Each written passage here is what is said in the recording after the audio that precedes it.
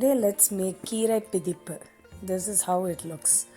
So for this you need nicely chopped spinach, and then you need turmeric, salt, asafoetida, and then soaked moong dal for about 1 hour in 1 hour in water. Now I'm adding coconut oil. It's got real good fat, and just one red chili broken into half. So I've added the moong dal and added some water, and I closed the lid and I put the flame on low, and I'm setting it for about 7 minutes. So let this boil really well. Add the turmeric, give it a nice toss, and add salt,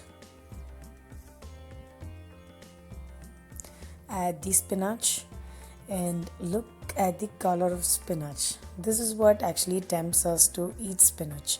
And you also want the color to remain the same after it gets cooked.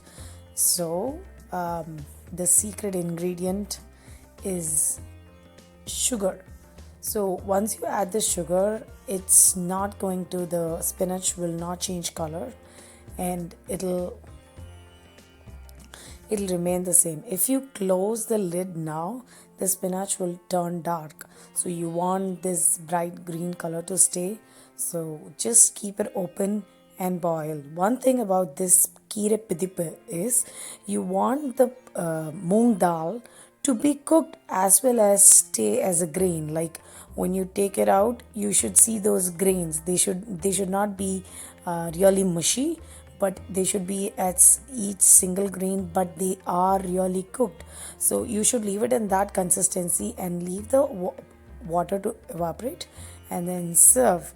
So really healthy food with lots of protein and greens, and eat it with rice or chapati, however you like. But today I'm eating it with rice, and add good amount of vitamin D that's in ghee, and add the spinach pidippu and mix it really good and just eat it.